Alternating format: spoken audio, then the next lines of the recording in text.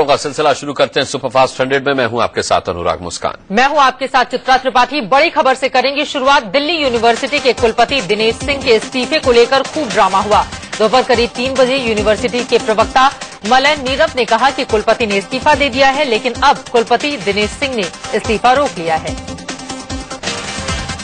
बताया जा रहा है कि यूनिवर्सिटी की एकेडमिक काउंसिल ने कुछ सदस्यों ने कुलपति दिनेश सिंह से मिलने के बाद उन्हें इस्तीफा नहीं देने के लिए मनाया। इसके बाद कुलपति ने अपना इस्तीफा रोक लिया और राष्ट्रपति को त्यागपत्र नहीं भेजा। दरअसल 4 साल के ग्रेजुएशन कोर्स पर अड़े दिल्ली यूनिवर्सिटी के कुलपति दिनेश सिंह अड़े हुए थे, जबकि यूजीसी ने कोर्स को 3 साल का करने को कहा था। यूजीसी से इसी खींचतान की वजह से दिनेश सिंह ने इस्तीफा देने का मन बनाया था। हालांकि कुलपति का इस्तीफा नहीं हुआ है, लेकिन दोपहर में जब इस्तीफे की खबर उड़ी तो छात्र संगठनों ने जश्न मनाना शुरू कर दिया। यूनिवर्सिटी कैंपस में मिठाइयां बांटी गई और एक दूसरे को बधाइयां भी दी जाने लगी। कुलपति दिनेश सिंह के इस्तीफे की खबर उड़ते ही इसका क्रेडिट लेने की होड़ मच गई। एबीवीपी ने कैंपस में जश्न मनाना शुरू कर दिया और कहा कि ये उनके संघर्ष की जीत है।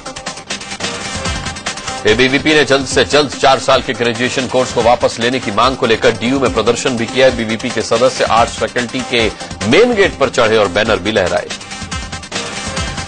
वहीं दिल्ली यूनिवर्सिटी के कुलपति दिनेश सिंह के इस्तीफे की खबर उड़ने पर कैंपस में आइसा समेत कई दूसरे छात्र संगठनों ने भी जश्न मनाना शुरू कर दिया। आइसा के सदस्यों ने तो दिनेश सिंह की गिरफ्तारी की मांग भी कर डाली। नेशनल डेमोक्रेटिक टीचर्स फाउंडेशन ने दिनेश सिंह पर गंभीर आरोप लगाते हुए उनके खिलाफ जांच की मांग की। एनडीटीएफ के इंदर कपाही ने कहा कि कुलपति के पूरे कार्यकाल की जांच होनी चाहिए। इस बीच दिल्ली यूनिवर्सिटी के ग्रेजुएशन कोर्स को लेकर जारी विवाद के बीच एक फॉर्मूले को लेकर बात हो रही है। सूत्रों से खबर है एनडीटीएफ के इंदर कपाही ने कहा कि कुलपति के पूरे कार्यकाल की जांच होनी चाहिए। इस बीच दिल्ली यूनिवर्सिटी के ग्रेजुएशन कोर्स को लेकर जारी विवाद के बीच एक फॉर्मूले को लेकर बात हो रही है। सूत्रों से खबर है कि बीए और बीकॉम के कोर्स को 3 साल का और बीएससी को 4 साल का रखने पर विचार हो रहा है।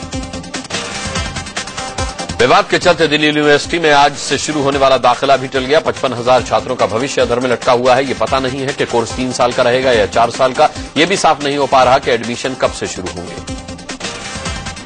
वहीं दिल्ली यूनिवर्सिटी के 64 कॉलेजों में से 36 कॉलेजों ने कट ऑफ लिस्ट जारी करने से मना कर दिया। कल बैठक कर डीयू प्रिंसिपल एसोसिएशन ने यह भी फैसला लिया कि जब तक विवाद सुलझ नहीं जाता एडमिशन प्रक्रिया शुरू नहीं की जाएगी। श्रीराम कॉलेज ऑफ कॉमर्स ने कट ऑफ लिस्ट जारी कर दी थी, जिसे वापस ले लिया गया है। फिर भी कई छात्र एडमिशन लेने पहुंच गए, लेकिन वहां एडमिशन टलने की सूचना देखकर ये छात्र बेहद परेशान हुए। लेना था कब और ज्यादा डिले होगा एडमिशन हमारा, तो अब दिक्कत है सर इस चीज के। यहाँ पर तो लिखा हुआ है कि अभी तो कोई ऑर्डर आएगा, उससे पहले एडमिशन यहाँ होना नहीं है। दिल्ली यूनिवर्सिटी में एडमिशन के लिए कई छात्र भटक रहे हैं। इनमें एक छात्र मनीष कुमार भी हैं, जिन्हें सीबीएसई में 93% नंबर आए थे और खुद एचआरडी मिनिस्टर स्मृति ईरानी ने पत्र लिखकर बकायदा बधाई भी दी थी। दिल्ली यूनिवर्सिटी और यूजीसी के बीच चल रहे विवाद के चलते छात्रों के साथ साथ उनके अभिभावक भी परेशान हैं। दूर दूर से आई अभिभावक चाहते हैं कि जल्द हल निकले और बच्चों के एडमिशन शुरू हो सके। अपने बच्चे के एडमिशन के लिए आया था और रजिस्ट्रेशन हुई थी, 85% है। लेगेसी और ये डीयू का जो यूनिवर्सिटी का जो अपने अपने तनाव है, जिस कारण बच्चों का भविष्य बहुत ही दांव पर लग चुका है। एनएसयूआई ने 4 साल के ग्रेजुएशन कोर्स के खिलाफ मोर्चा खोलते हुए दिल्ली यूनिवर्सिटी के कैंपस में प्रदर्शन किया। आर्ट्स फैकल्टी के पास एनएसयूआई के सदस्य सड़क पर भी बैठ गए, जिसके चलते जाम लग गया। दिल्ली यूनिवर्सिटी में 4 साल के कोर्स पर छात्र संगठन आइसा ने तरह तरह के कार्टून पोस्टर बनाकर विरोध जताया। कार्टून के जरिए डीयू के कुलपति दिनेश सिंह के साथ साथ एचआरडी मंत्री स्मृति ईरानी पर भी हमला बोला गया। विरोध प्रदर्शन को देखते हुए दिल्ली यूनिवर्सिटी में सुरक्षा के कड़े इंतजाम किए गए हैं। चप्पे चप्पे पर पुलिस वालों की तैनाती हुई है। आपको बता दें कि कल कैंपस में मारपीट और खून खराबे तक की नौबत आ गई थी, जिसके बाद मुस्तैदी बढ़ा दी गई। उधर 4 साल के ग्रेजुएशन कोर्स के समर्थन में और यूजीसी के विरोध में दिल्ली यूनिवर्सिटी के कुछ प्रोफेसर भूख हड़ताल पर बैठे। भूख हड़ताल का नेतृत्व कर रहे आदित्य नारायण मिश्रा ने कहा कि यूजीसी डीयू की स्वायत्तता को चुनौती दे रहा है। यूजीसी के खिलाफ भूख हड़ताल पर कई प्रोफेसर भी बैठे थे, जिनके समर्थन में छात्र आए। प्रोफेसर के इस आंदोलन में ये छात्र शरीक हुए और 4 साल के ग्रेजुएशन कोर्स को बरकरार रखने की मांग की। 4 साल के कोर्स का समर्थन करते हुए बीटेक के छात्रों ने यूजीसी के दफ्तर पर प्रदर्शन किया। ये छात्र यूजीसी पर डीयू के कामकाज में दखल अंदाजी का आरोप लगा रहे थे। दिल्ली यूनिवर्सिटी और यूजीसी के बीच छिड़े विवाद पर मानव संसाधन विकास मंत्री स्मृति ईरानी ने कुछ भी बोलने से मना कर दिया। उन्होंने पूरे मामले से पल्ला झाड़ते हुए कहा कि मुझे इस मामले में बोलने का अधिकार नहीं है। Now the admissions have also been put on hold. How do you look at this SIUP problem? I am not in a liberty to speak. UGC और दिल्ली यूनिवर्सिटी में ग्रेजुएशन कोर्स को लेकर चल रहे विवाद में दखल देने से सुप्रीम कोर्ट ने इनकार कर दिया। हालांकि सुप्रीम कोर्ट ने दखल देने की अर्जी लगाने वाले डूटा के पूर्व अध्यक्ष एएन मिश्रा को हाईकोर्ट जाने को कहा है। साईं बाबा के खिलाफ विवादित बयान देने पर शंकराचार्य स्वरूपानंद पर शिरडी पुलिस स्टेशन में मामला दर्ज किया गया है। स्वरूपानंद के खिलाफ धार्मिक भावनाएं भड़काने का आरोप है। शंकराचार्य ने कहा था कि साईं बाबा भगवान नहीं, उनकी पूजा नहीं की जानी चाहिए। साईं पर दिए शंकराचार्य के बेतुके बयान से शिरडी में बवाल मचा हुआ है। शिरडी में लोगों ने शंकराचार्य के विरोध में प्रदर्शन किया और इलाके में घंटा बजाओ रैली निकाली। शिरडी में साईं भक्तों ने शंकराचार्य स्वरूपानंद का पुतला भी फूंका और नारेबाजी की। गुस्साए लोगों ने स्वरूपानंद के ज्ञान को भी अधूरा बता दिया। उधर वाराणसी में भी साईं भक्तों ने शंकराचार्य स्वरूपानंद सरस्वती के खिलाफ प्रदर्शन किया। लोगों ने लहुरा बीच चौक पर शंकराचार्य का पुतला फूंका। चंडीगढ़ में साईं समर्थक किन्नर समुदाय के लोगों ने शंकराचार्य स्वरूपानंद के खिलाफ प्रदर्शन किया। इन लोगों ने शंकराचार्य का पुतला फूंककर अपना विरोध जताया। शंकराचार्य स्वरूपानंद सरस्वती ने फिर एक विवादित बयान दिया है। उन्होंने कहा है कि साईं को मानने वाले हमारे मंदिरों में न जाएं, गंगा स्नान न करें, राम का नाम न लें। वो सिर्फ साईं को मानेंगे तो हमें कोई आपत्ति नहीं होगी। वो हमारे मंदिर में न जाएं, गंगा स्नान न करें, राम का नाम न लें, केवल साईं बाबा की भक्ति करें तो हमें कोई दिक्कत नहीं। शंकराचार्य स्वामी स्वरूपानंद सरस्वती ने कहा कि साईं को मानने वाले सिर्फ साईं का ही नाम लें, वो शिव और राम का नाम लेकर मिलावट ना करें। साईं नमः शिवाय कहते हैं तो ये मिलावट की बात जो है हमको पसंद नहीं है। साईं राम कहते हैं, क्या जरूरत है? आपका साईं अगर इतना बड़ा समर्थ है तो वही पर्याप्त है, आप वहीं रहिए। शंकराचार्य स्वरूपानंद सरस्वती साईं पर दिए गए अपने विवादित बयान पर कायम है। शंकराचार्य ने कहा कि हमारे विरोध से हमारे सहयोगी भी गुस्से में हैं। मैंने उन्हें ऐसा करने से रोका है। उनका एक मालिक है, तो सब में अगर सब धर्म की बात आप करते हैं तो जैन ईश्वर को नहीं मानता, बौद्ध ईश्वर को नहीं मानता, चारवाक ईश्वर को नहीं मानता, बौद्ध शून्यवादी है, तो सबका मालिक कैसे हो सकता है? शंकराचार्य स्वामी स्वरूपानंद सरस्वती के साईं बाबा पर दिए गए बयान का कई संतों ने समर्थन किया है। हरिद्वार के कनखल में शंकराचार्य से मिलने पहुंचे इन संतों का मानना है कि साईं बाबा का हिंदू देवताओं के समकक्ष रखकर पूजा करना सही नहीं, इस पर धर्म संसद बुलाई जानी चाहिए। पूर्व बॉयफ्रेंड नेस्वालिया के खिलाफ प्रीति जिंटा बयान देने वानखेड़े स्टेडियम पहुंच गई है। वानखेड़े स्टेडियम में मुंबई पुलिस की क्राइम ब्रांच की टीम पहले ही उनसे सवाल जवाब करने के लिए पहुंच गई थी। प्रीति ने आरोप लगाया था कि वानखेड़े स्टेडियम में 30 मई को नेस ने बदसलूकी की थी, इसीलिए पुलिस ने घटनास्थल पर ही बयान लेने और प्रीति से पूरे मामले को समझने का फैसला लिया। हालांकि प्रीति घर में ही बयान देना चाहती थी। मुंबई मेट्रो का किराया कम किए जाने के मामले में राज्य सरकार को हाईकोर्ट से झटका लगाया। हाईकोर्ट ने किराया कम किए जाने संबंधी राज्य सरकार की याचिका खारिज कर दी है। हाईकोर्ट ने एमएमआरडीए की याचिका खारिज करते हुए कहा कि फेयर फिक्सेशन समिति जब तक कोई निर्णय नहीं लेती तब तक रिलायंस की ओर से तय किराए ही लागू रहेंगे। 9 जुलाई से यात्रियों को रिलायंस की ओर से तय 10, 20, 30, 40 रुपए किराए देने होंगे। मुंबई के लोकल ट्रेन के बढ़े यात्री किराए पर रेल मंत्री सदानंद गौड़ा ने फिर से विचार करने का भरोसा दिलाया है। इसी मुद्दे को लेकर मुंबई ठाणे के एनडीए सांसदों ने रेल मंत्री से मुलाकात की। रेल किराया बढ़ोतरी के विरोध में मोदी सरकार के खिलाफ कांग्रेस का विरोध जारी है। दिल्ली में कांग्रेसी कार्यकर्ताओं ने रेलवे ट्रैक पर सरकार का पुतला फूंककर जोरदार प्रदर्शन किया। कांग्रेस नेता अरविंदर सिंह लवली की अगुवाई में ये प्रदर्शन हुआ। कांग्रेसियों ने ट्रेन रोककर जमकर हंगामा किया। ट्रेन के इंजन और पटरियों पर घंटों कांग्रेस का प्रदर्शन जारी रहा। यूपी के मुरादाबाद में बढ़े हुए रेल किराए के विरोध में टीएमसी के कार्यकर्ताओं ने जमकर हंगामा किया। यहां के हरखला रेलवे स्टेशन पर सहारनपुर मुरादाबाद पैसेंजर ट्रेन रोककर बढ़ा हुआ किराया वापस लेने की मांग की गई। रेल किराए में बढ़ोतरी के विरोध में पश्चिम बंगाल विधानसभा में एक प्रस्ताव लाया गया जिसमें केंद्र से फैसला वापस लेने की मांग की गई। प्रस्ताव पर राज्य के संसदीय कार्य मंत्री पार्थ चटर्जी ने कहा कि ये सदन मजबूती से केंद्र के फैसले का विरोध करता है और फैसला वापस लेने की मांग करता है। पश्चिम बंगाल के पूर्वी मिदनापुर में वामपंथी संगठनों ने ट्रेन रोककर जोरदार प्रदर्शन किया। रेल किराया बढ़ोतरी के विरोध में प्रदर्शनकारियों ने मोदी सरकार का पुतला फूंका। दिल्ली के पालम इलाके में कांग्रेस कार्यकर्ताओं ने बिजली पानी की समस्या को लेकर प्रदर्शन किया। कांग्रेस नेता योगानंद शास्त्री की अगुवाई में कांग्रेसियों ने पोस्टर बैनर लेकर सरकार के खिलाफ नारेबाजी की। चीनी पर आयात शुल्क बढ़ाए जाने का असर बाजार पर अब दिखने लगा है। थोक और खुदरा बाजार में चीनी के दाम बढ़ गए हैं। चीनी 2 रुपए प्रति किलो महंगी हो गई है। दिल्ली के थोक बाजार में जहां चीनी 33 रुपए 40 पैसे किलो बिक रही है, वहीं खुदरा बाजार में 39 से 40 रुपए किलो के बीच बिक रही है। मध्य प्रदेश के मुख्यमंत्री शिवराज सिंह चौहान ने कांग्रेसियों के खिलाफ मानहानि का मुकदमा दायर कर दिया। मध्य प्रदेश कांग्रेस ने व्यापम घोटाले में सीएम की पत्नी का नाम लिया है। मध्य प्रदेश के व्यापम घोटाला मामले में 6 आरोपी 26 जून तक एसटीएफ के रिमांड में रहेंगे। इन आरोपियों में पूर्व मंत्री लक्ष्मीकांत शर्मा, व्यापम के प्रिंसिपल एनालिस्ट नितिन महिंद्रा और व्यापम के एग्जाम कंट्रोलर रहे पंकज त्रिवेदी शामिल हैं।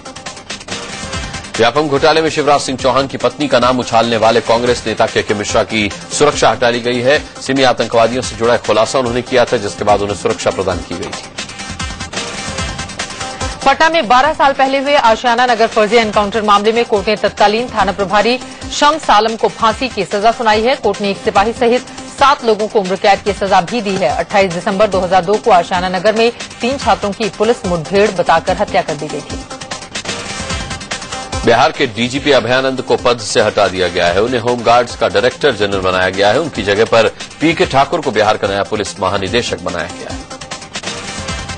अभयानंद इसी साल 31 दिसंबर को रिटायर होने वाले थे, लेकिन रिटायरमेंट से महज 6 महीने पहले उन्हें बिहार के डीजीपी पद से हटा दिया गया। हालांकि खबर यह भी है कि अभयानंद ने वीआरएस के लिए अर्जी दी है। बताया जाता है कि लोकसभा चुनाव के दौरान डीजीपी अभयानंद के रवैये से तब के मुख्यमंत्री नीतीश कुमार नाखुश थे। आंध्र प्रदेश की एक अदालत ने भारतीय क्रिकेट टीम के कप्तान महेंद्र सिंह धोनी के खिलाफ अरेस्ट वारंट जारी किया है। ये मामला धार्मिक भावनाओं को कथित तौर पर आहत करने से जुड़ा है। अनंतपुर की स्थानीय अदालत में ये मामला लंबे समय से चल रहा था। अदालत महेंद्र सिंह धोनी को पेश होने के लिए 3 बार समन जारी कर चुकी है, लेकिन धोनी एक बार भी अदालत में पेश नहीं हुए, जिसके बाद अदालत ने वारंट जारी करते हुए पुलिस को हुक्म दिया है कि धोनी को 16 जुलाई को कोर्ट में पेश किया जाए। एक मैगजीन के कवर पेज पर छपे महेंद्र सिंह धोनी को भगवान विष्णु के रूप में दिखाया गया था। उनके कई हाथों में अलग अलग प्रोडक्ट थे, जिनके एड कैंपेन से धोनी जुड़े हुए थे। विश्व हिंदू परिषद से जुड़े एक शख्स ने अनंतपुर में धोनी के खिलाफ केस दर्ज कराया था। सलमान खान के हिट एंड रन मामले में नया मोड़ आ गया है। इस मामले के गवाह पुलिस को दिए अपने पहले के बयान से मुकर गया है। उसने सलमान को पहचानने से इनकार कर दिया है। सचिन कदम नाम का ये सुरक्षा गार्ड अपने इस बयान से मुकर गया, जिसमें उसने कहा था कि उसने सलमान को घटनास्थल पर ड्राइविंग सीट से उठकर बाहर आने के बाद भागते हुए देखा था। सचिन का कहना है कि उसने ऐसी कोई गवाही नहीं दी थी। अमृतसर के स्वर्ण मंदिर में लोगों ने इराक में अपनों की सलामती के लिए अरदास की। अरदास में दर्जनों लोग शामिल हुए। इराक में आतंकियों के तांडव की एक और सनसनीखेज तस्वीर सामने आई है। पूरा का पूरा वीडियो है। इस वीडियो में दावा किया गया है कि आईएसआईएस के आतंकियों ने इराकी सेना के जवानों समेत करीब 4500 लोगों को बंधक बना लिया है। ये वीडियो इराक के तिरकित शहर का है। कतार में खड़े लोगों को कहीं ले जाया जा रहा है। वीडियो कितना सच्चा है, इसका दावा हम नहीं कर सकते। इराक में फंसे सैकड़ों भारतीयों में से 10 युवक आज मुंबई लौट सकते हैं। सभी गोपालगंज के रहने वाले हैं। वो काम के सिलसिले में इराक गए थे। भारतीय दूतावास इराक की कई कंपनियों में फंसे 191 युवकों से लगातार संपर्क में है। उधर इराक के पूर्व तानाशाह सद्दाम हुसैन को मौत की सजा सुनाने वाले जज रऊफ अब्दुल रहमान की आईएसआईएस के आतंकियों ने हत्या कर दी।